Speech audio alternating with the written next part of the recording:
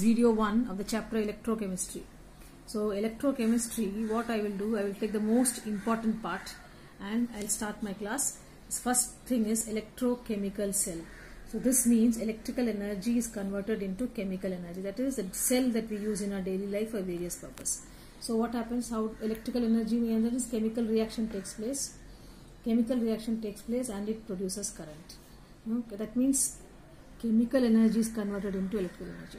I told us reverse, opposite it is. Chemical energy gets converted to electrical energy. That means chemical reaction takes place first and then it produces current. So if we take now, what you have to do is, given a question, we have two different metals and two different solutions. How to answer the following? Okay, so what is given to you is two different metals are given and two of its solutions are given. And using those two things, how to answer these questions? Question number 1 is deciding which will be anode and which will be cathode. So directly I'll go to answer number 1. So for answer number 1, what you have to do is come here. Here I have the answer. Okay, given is zinc rod dipped in 0.01 molar zinc sulfate and iron rod dipped in 0.1 molar ferric nitrate solution. So zinc rod concentration is given, zinc sulfate. Iron rod concentration 0.1 molar ferric nitrate solution. These two rods, these two solutions, and I have to form a cell. Now how to decide which will be anode, which will be cathode? For that, what you have to do, you have to refer to the electrode potential electrochemical series table. Okay, the table is here. Every book you will get this table. So in this book, you have to select those two metals.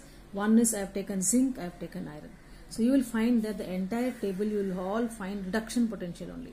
So you see Fe2 plus 2 electrons, zinc 2 plus, that is both are reduction. Reduction means gain of electron. So you have to see the value for iron, it comes to minus 0.44 volts. And next metal is zinc. If you take zinc, it comes to 0.776 volts. So note down these two. And most of the things, the table will not be given, but the values will be given. So minus 0.444 volts and minus 0.76 volts. So taking these two values, assuming they are given, how to use them? So this is given. It will be given like this. E0 for Zn2 plus becoming Zn. That means reduction potential of, okay, zinc 2 plus becoming zinc. Reduction potential of iron 2 plus becoming iron. These two values have come from the table. Now what you have to do is, out of these two, the one which has higher reduction potential will undergo reduction. So higher reduction potential will go, reduction means it will act as cathode. So the higher value will become cathode and the lower value will become anode. Simple.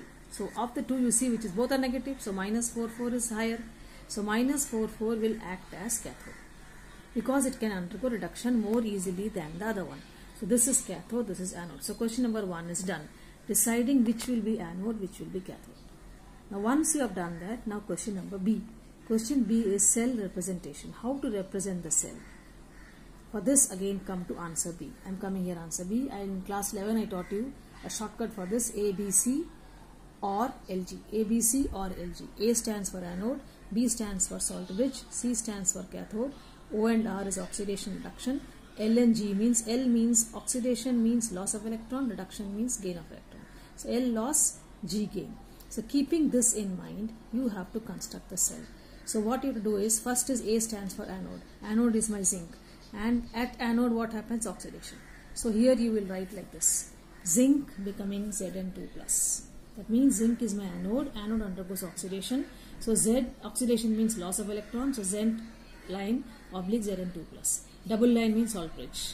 And here the cathode is iron. Iron means it undergoes reduction. Reduction means gain of electron. So you must write Fe2 plus first. So Fe2 plus 2 electrons and becomes Fe.